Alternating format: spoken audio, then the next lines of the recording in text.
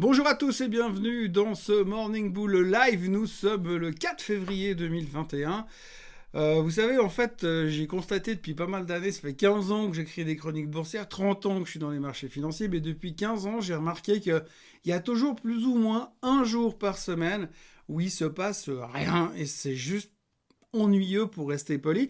Et c'était hier. En fait, voilà. Hier, on a eu une petite journée, franchement pas très intéressante, c'est dire. GameStop a bougé de 3% seulement, donc c'était vraiment une petite journée.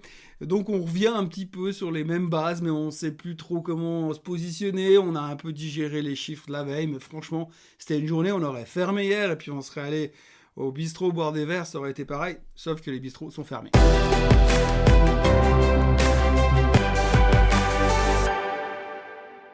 Donc on recommence directement en parlant de GameStop, d'AMC, de Wall Street Bet et de Reddit.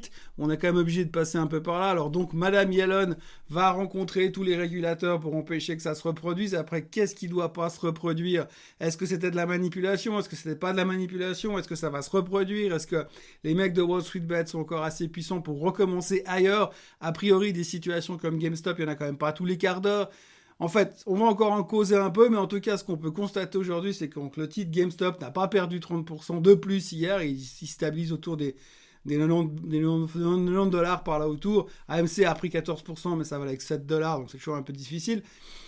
Donc voilà, il faut un peu surveiller tout ça, mais on voit que ça a quand même pris une claque. Si vous allez un peu sur le forum Wall Street Bet, vous voyez que les gens ils sont en train de montrer leur sous-performance, plutôt leur perte pour le moment. À l'époque, ils montraient les revenus, les screenshots de leurs écrans qui montraient leur performance stratosphérique. Aujourd'hui, on montre les pertes. Alors la question qu'on peut se poser, c'est sachant que les hedge funds, ils ont tous couvert leur position puis qu'ils se sont tenus à l'écart de GameStop, qui réellement est vendeur aujourd'hui sur GameStop? Est-ce que c'est les anciens qui ont gagné beaucoup d'argent qui disent « Ouh là là, moi je prends encore les profits ?» Mais bon, comme ils étaient censés tous travailler ensemble, on peut se poser des questions. Est-ce qu'ils sont plus autant amis qu'ils ne l'étaient avant? Ou est-ce qu'il y a ceux qui sont rentrés en premier qui sortent et ceux qui sont rentrés en dernier qui se font démonter?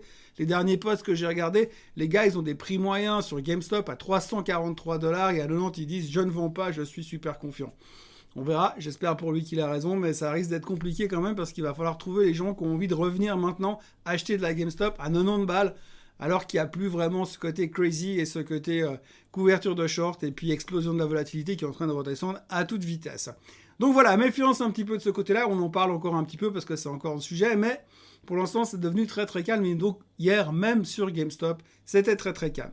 Autrement, donc on a fêté les très bons résultats de Google, pas de souci de ce côté-là, on a vanter les résultats, les très bons résultats d'Amazon. Il y a même des analyses qui ont upgradé leur price target, qui parlent de 20% plus haut sur Amazon. Mais il y a un petit peu de retenue par rapport au départ de Bezos. Bezos va quand même rester le chairman, hein. Il ne va pas disparaître complètement de la surface de la Terre.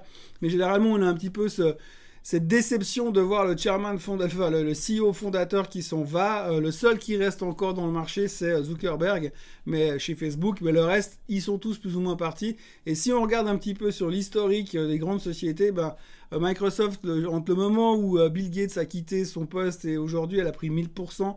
Apple, c'est à peu près pareil depuis le décès de Steve Jobs. Donc, globalement, on ne devrait pas trop s'inquiéter. Je dis pas qu'Amazon va prendre 1000% dans les 15 prochaines années, mais enfin, qui sait? Chose est-il que ça ne devrait pas poser de problème à très court terme. Il y avait un petit peu de vendeurs de ce côté-là, mais il n'y a vraiment pas de quoi se poser trop de questions au niveau d'Amazon. Autrement, voilà, journée très calme. On reparlait du stimulus de Biden. Enfin, surtout lui, il reparlait de son stimulus. Il disait qu'il est confiant de faire passer son stimulus de 1,9 trillion.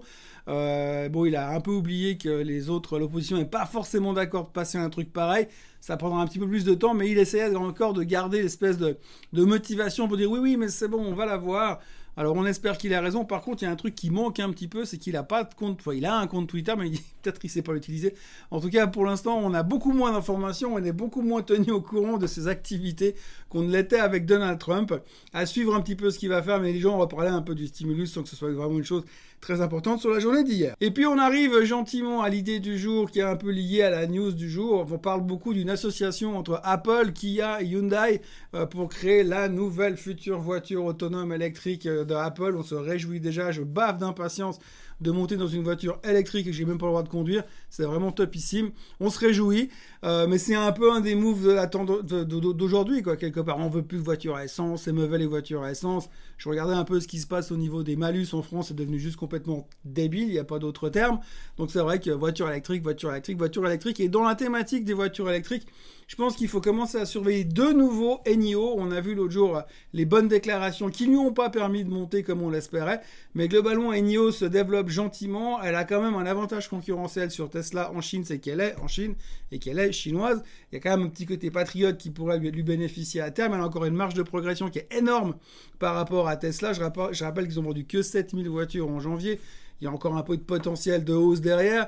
Quand on connaît la pollution dans les villes chinoises, j'imagine que c'est quelque chose qui peut leur plaire d'aller dans cette direction. Et quand je regarde le chart aujourd'hui, on a cette espèce de wedge descendant qui est censé casser à la hausse à terme.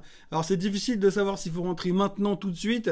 Moi je dirais qu'un point d'entrée entre 54 et 56 dollars serait plutôt intéressant, avec un stop loss 10% plus bas au cas où ça devait casser à la baisse, avec un target court terme, assez court terme, à 72 dollars à peu près. Par contre, je pense sérieusement, pour ceux qui ont un peu de temps, c'est un titre qui pourrait quand même monter beaucoup plus.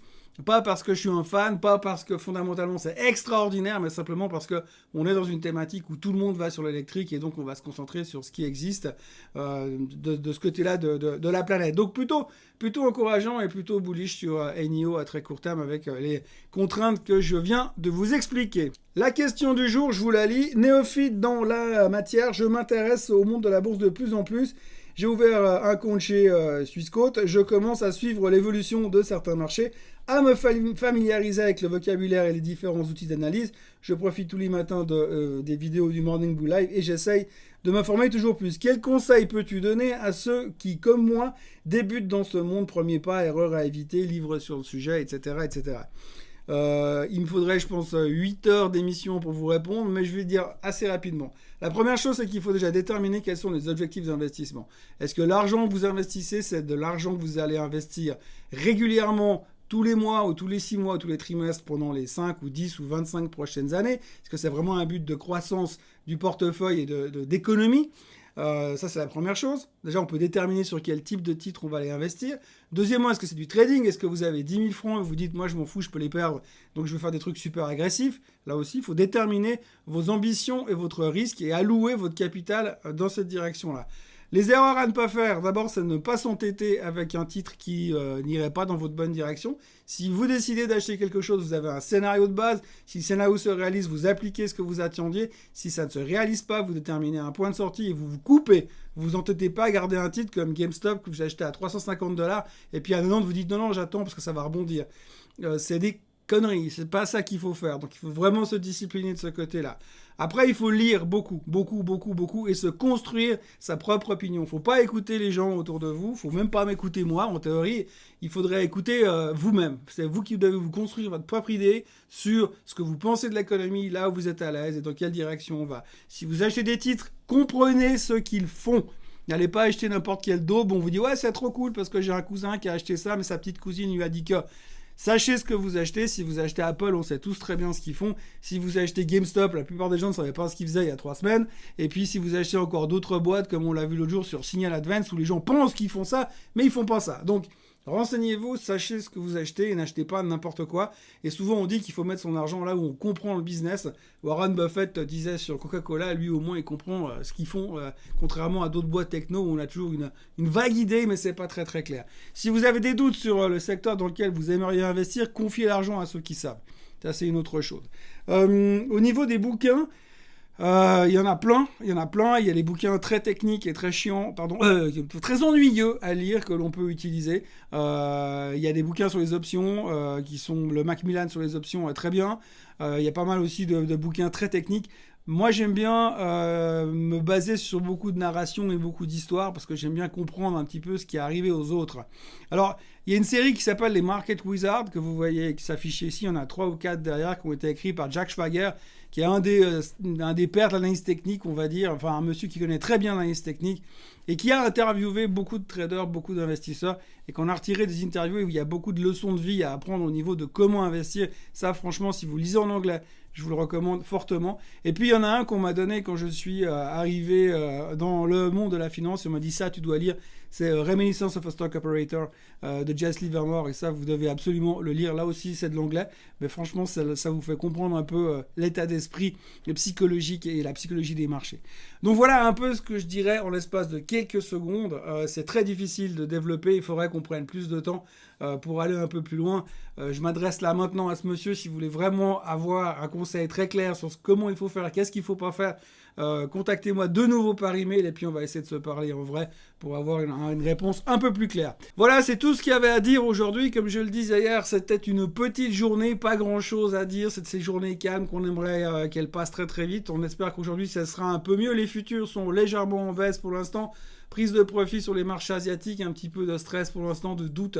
On ne sait plus trop où on va et quand on regarde les graphiques, effectivement, on est un petit peu au milieu de nulle part. On a besoin d'avoir une nouvelle vague d'intérêt ou en tout cas un nouveau sujet de conversation puisque les autres ont l'air d'être un peu éculés pour l'instant.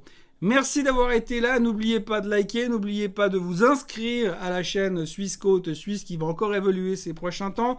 Et puis, on se retrouve demain à la même heure et au même endroit. Passez une très belle journée. Bye bye.